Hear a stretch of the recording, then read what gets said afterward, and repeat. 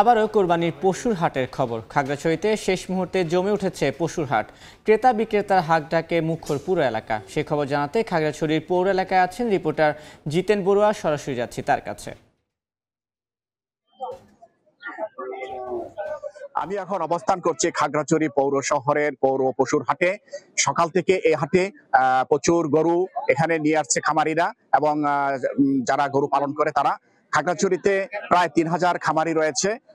এই খামার এখানে পশু সম্পদ বিভাগ আমাদেরকে জানিয়েছে খাগড়াছড়িতে প্রায় 54,000 আর মতো পশু কোরবানির জন্য তারা খাগড়াছড়ি জেলার বিভিন্ন কোরবানির পশুর হাটে প্রস্তুত রেখেছে।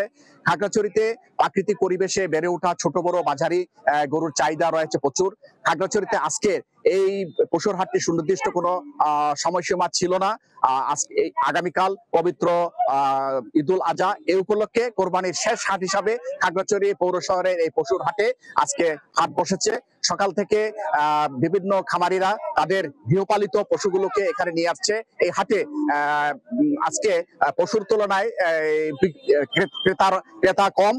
তারপরেও এখানে প্রায় মধ্যবিত্ত শ্রেণীর লোকদের নাগালের মধ্যে রয়েছে পশুর ক্রয় করার ক্ষমতা। এখানে 50,000 টাকা থেকে 2,20,000 এবং 30,000 টাকার মধ্যে গরু বেচা কেনা হচ্ছে। বেশি বেচা কেনা হচ্ছে ছোট এবং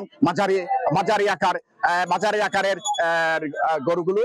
খাগড়াছড়িতে প্রায় আজকের হাটে ইজারদার আমাদেরকে জানিয়েছে প্রায় কোটি টাকার মতো গরু এখানে লেনদেন করা হবে। এ ছিল আমার কাছে খাগড়াছড়ি পৌর শহরের পশুর হাট থেকে সর্বশেষ তথ্য।